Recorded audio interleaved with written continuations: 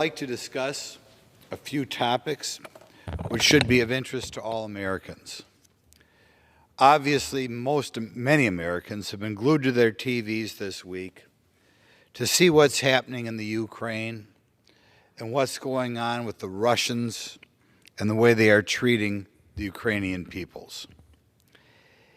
I would like to emphasize one more time, it amazes me the journalists of this country and the politicians of this country can talk about the two countries, Russia and Ukraine, without talking about the Holodomor.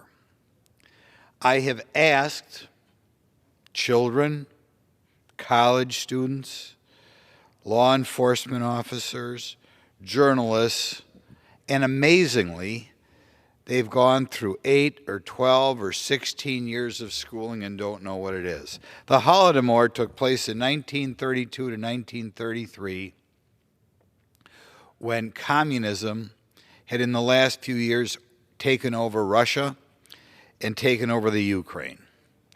And of course, communists above all hate freedom. And I don't know if you could describe Russia as communist today, maybe a little more fascist than communist. But at the time, there was no question it was communist, and they didn't like the fact that the farmers, called the kulaks, were to a degree free and independent, and they were going to crack down on them by taking away their grain and making sure they would starve to death. Now, perhaps because it has not been adequately studied, we don't know how many people were killed by the Communist Party in Ukraine during the years 1932 and 1933. But if you peruse the internet, it's somewhere between 3 and 17 million. Interestingly, at the same time these people were starving, the person the New York Times put on the case was a guy by the name of Walter Duranty, who we've since admitted they recognized he had some significant flaws in his study, but he managed not to report the starvation. Indeed, readers of the New York Times at that time thought that things were going great in the Soviet Union and that this may well be the wave of the future. And this is what happens when we have people, progressives or whatever you want to call them, who are blind to the inevitable, horrible things that happen when you let the hardcore left, or what I'll call the atheistic totalitarian left, take over a country. I would hope that as we talk about the Ukraine and Russia, that our media outlets, be it newspapers, otherwise, use this as an opportunity to educate the American public as to how many millions of people starved to death during this time. Every New York Times employee should have to listen to a show upon employment about what happened and about what the readers of the New York Times were not told about during these years. Every journalism major should spend a few classes when they begin journalism school on this topic. No American school child should graduate 8th grade without hearing about the Holodomor. Not only is it a warning for what happens when we let the hardcore left take over, but I don't know how you can understand American history the last 80 years unless you know a little bit more about communism. How can American children know why we fought in Korea? How can American children know why we fought in Vietnam? How will American children know what we had a Cold War over? I don't understand how you can talk about Ukraine and Russia without hearing about the first Ukrainian experiences with communism. It's the reason why some people like me are so befuddled, why Senator Blumenthal is given kind of a free pass when he shows up at a communist anniversary. It's why people like me find it so offensive that 2 of the co-founders of Black Lives Matter were Marxists, and that organization is treated with respect. This is why I'm so concerned when we have owners of high-tech quasi-monopolies try to suppress information hostile to their progressive ideology. Just like in a hardcore leftist state, they would oppress the ability of the local people to find out views on all sorts of opinions. And by the way, that is going on in the Soviet Union today. We turn on the TV, we get all sorts of information about what's going on in the Ukraine. The average Russian citizen whose children are dying in the Ukraine, they don't get to find out what's really going on. So some people call it communist, some people call it Marxist. I don't think progressive is exactly the same thing, but clearly progressive is meant to be further left than liberal. I would hope that by the time this Ukrainian-Russian situation wraps up, that American journalists make sure that everybody knows about the Holodomor. The next thing I'd like to talk about, and in President Biden's annual speech, I think he got away because of what happened in the Ukraine without addressing some of the other problems that are, I think, unaddressed. And I'm going to talk a little bit about inflation. I'm not like my good buddy with huge graphs from Arizona, but I want people to look at this little graph on a topic that's normally considered kind of boring, the money supply. And here we have a graph showing the degree to which the money supply goes up year over year. You will notice the money supply compared to historic levels went up rather dramatically, sometimes over 6% in the 70s. And people like me are old enough to remember that that's when mortgages were 20% and inflation was so high. If we look at this graph, we see that recently the money supply went up around 7%, then dropped down to almost nothing in the 90s. It recently has hit a year-over-year increase of 40%. I would hope that President Biden realizes that one of the reasons costs have gone so up might have something to do with this dramatic increase in the money supply. I mean, this is just an amazing, amazing graph. President Biden, understanding so much about business, has simply advised the way to deal with inflation is to tell businessmen to cut costs. Well, I'll tell you, my district has more manufacturing jobs than any other district in the country, and also a big agriculture district. When I had a couple weeks off in the past, I toured a lot of factories around my district. And one of the things I heard, in addition to the huge labor shortage, is the huge increase in the costs of production, particularly in metals. Aluminum going through the roof. Metals up 300, 400, 500% compared to a couple of years ago. President Biden, how do you lower costs if the cost of metals that are going into your product are up 300 to 400%? I mentioned I also have a big agriculture district, a lot of dairy, some corn, some potatoes. Again, what do I get from the farmers? They're actually very concerned also about their costs of production, feed, fertilizer, chemicals, again, all skyrocketing. It is not a matter of just telling business, cut your costs. These are the reasons which inflation is so high, and why our young people, who I worry about so much because they should be able to get on with their life, they should be able to build a new house, they should begin to be able to have children. And I look at the costs that are necessary to live the American dream. Housing. Do you ever look how much the price of a house has gone up the last 18 months? Apartments. Now, I realize the cost of apartments varies dramatically, but in my area, you used to be able to get an apartment for $600 or $700, $800 a month. Now, apartments are being rented $1,500 a month.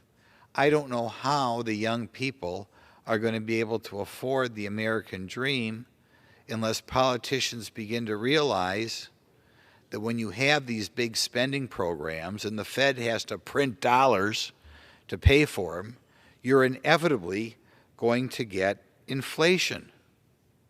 And I beg President Biden, and I beg the members of the Budget Committee and the Appropriations Committees, that as we work towards the next budget, we try to hold down the level of spending. It wouldn't be too much to ask if we had year over year no increase in spending at all. I beg President Biden and his other members of his party not to push through another massive spending bill. They talk about a $3 trillion bill, and he still dreams of getting it through. And even if it's not a $3 trillion bill, if they get a $2 trillion or $1 trillion bill, it will further put the price of housing beyond reach of the young people in the country. And one of the reasons it's so tempting for politicians to just print more money is because then they can say, I don't know how this increase in prices got here. It's not my fault. Just tell the businessmen to cut costs. And it is not a coincidence that we had a lot of inflation in the 70s when M2 was going up significantly. And it's not going to be a coincidence when inflation continues to go up year after year, as the business community, as the agriculture community tells me it will, if politicians in Washington, their path to re-election means have the Federal Reserve print more money, let the costs go up, and then turn around and tell the American public, I don't know how this happened, tell the businessmen to cut costs. Please address inflation like the great concern it is. The next thing I'd like to address, that I don't feel was adequately addressed the other night, is the way we treat police in the country. President Biden tried to address spending on police. And it's true that particularly in big cities with strong Democrat city councils, strong Democrat mayors, they have not treated the police well the last few years. But I don't think President Biden addressed what I believe is the big reason why police have not been as effective in holding down the homicide rates compared to a few years ago. And I think the major reason is that cheap politicians are out there lying and telling the public that they are racist, saying we ought to sue them, saying that we ought to pass legislation here in which will make it easy to sue them. And you wind up in a situation in which the police become passive. And as bad as the reduction in the number of police is, I think this constant harping on racism and the police, and let's make it easier to sue them, makes matters even worse. Now, I want to commend President Biden. He didn't talk about racism on Tuesday night, and that was a great improvement of his inaugural speech, where it was kind of like all racism, white supremacy, blah, blah, blah. But it would be nice if he would use the forum of the annual State of the Union address to apologize to the police of the country and educate the American public that the police, by and large in this nation, are not racist. When you look at studies, and there are a variety of studies we can pull up here, Justice Department analysis of the Philadelphia Police Department found white police officers were less likely than police officers of color to shoot unarmed black suspects, for example. When you adjust, sadly, for violent crimes committed, again, you don't find this racism. But in an effort to win the next election, and they had success in the last election, again and again, politicians are tearing down police departments, threatening to have the police sued, and it's not surprising when the police become very passive, knowing that if you arrest somebody, you could get a complaint filed against you, knowing that if you have to handcuff somebody or tackle somebody, there's law enforcement, there are politicians out there who want you to be sued. It's not surprising if the police become passive. And in the big urban city closest to my heart, Milwaukee, where I was born and where my district is right up against, 2 years ago we hit the all-time record by a mile in murders. And I didn't think you'd get any higher. They broke the record again last year.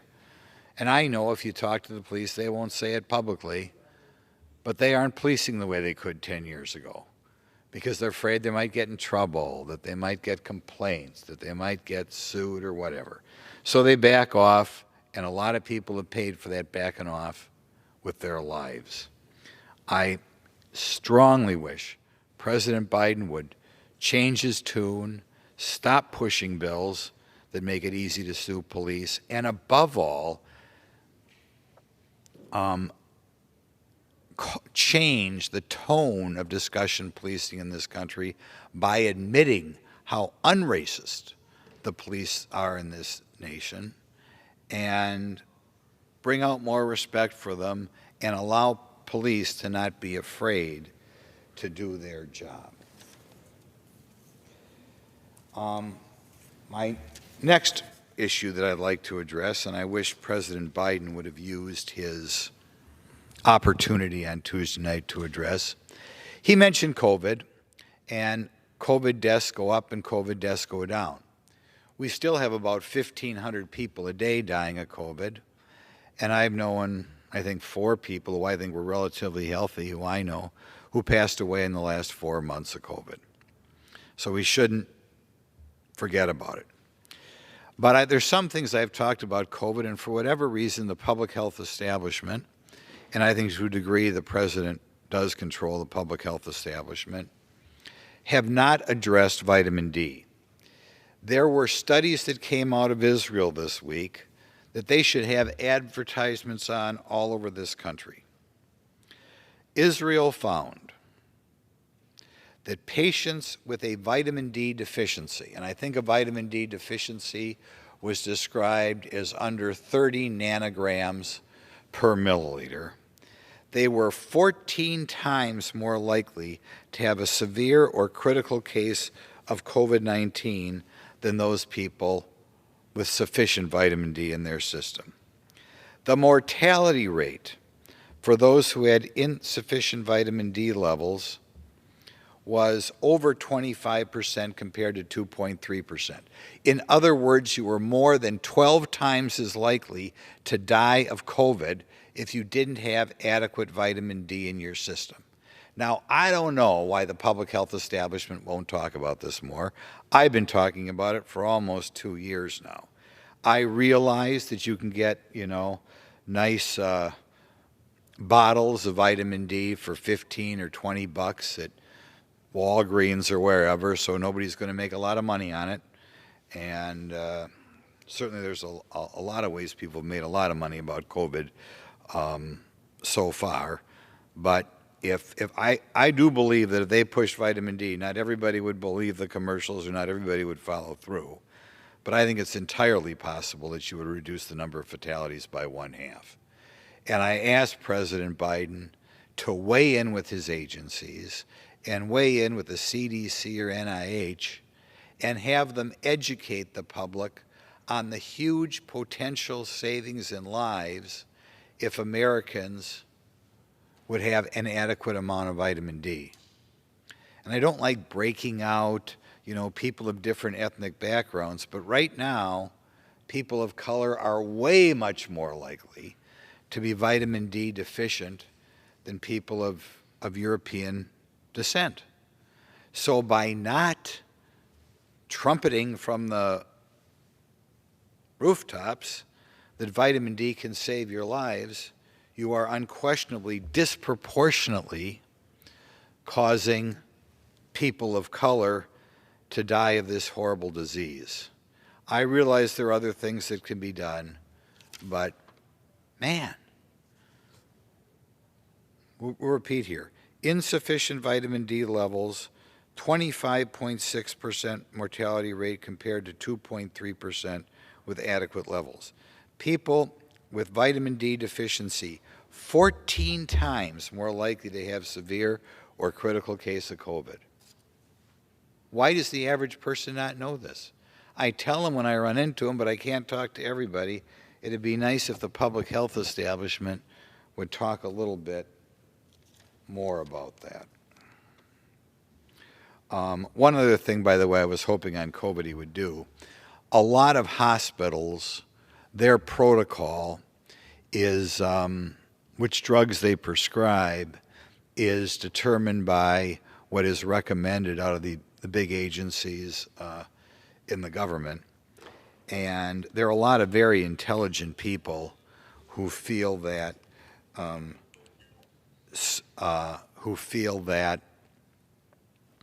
we would have saved a lot of people if we could have used off-label drugs rather than the $3,000 a day remdesivir. In other words, they felt there were better drugs that probably cost a hundredth amount of the drug that was being pushed out of CDC. And it would be nice in America, land of the free, if we would allow doctors in hospitals to use these other drugs. And I think, again, you would have a significant savings compared to where we stand right now. Well, these are some of the topics that I think were not addressed and should have been addressed and would save lives if appropriately addressed in the State of the Union. We'll mention one more because we have a little bit of time here. President Biden, to his credit, pointed out that a lot of people are dying from illegal drugs. He didn't exactly have any concrete proposals as to what to do. When I got this job 7 years ago, 47,000 Americans were dying every year from illegal drug overdose. 57,000 people died in 12 years in the Vietnam War. So, and they made a big deal about that when I was a child. Now you have 47,000 in 1 year when I got elected. You know what it is now? 100,000. It's like we're having 2 Vietnam Wars every year, and the politicians hardly talk about it. Now, I think one of the reasons why President Biden wouldn't come up with anything concrete is almost all of the fentanyl, a drug which he wouldn't even mention by name, which is responsible for most of these deaths, almost all of the fentanyl is coming across the southern border. And of course, our president doesn't like to talk about the southern border because we have a largely open southern border in which 90 to 100,000 people every month are coming across. It also may mean a little bit more of an aggressive law enforcement going after the people who sell the fentanyl. But of course, we can't say we should have more aggressive law enforcement. We can't say that more drug dealers should wind up in prison because then we'd have more in prison. So rather than doing these things, why don't we just let 100,000 people a year die? And some people can say drug possession, sale of drugs is a victimless crime. I think if you think about the parents or the spouses or the children or the siblings of the 100,000 people who die, I mean, I don't know how we cannot do more to address this problem.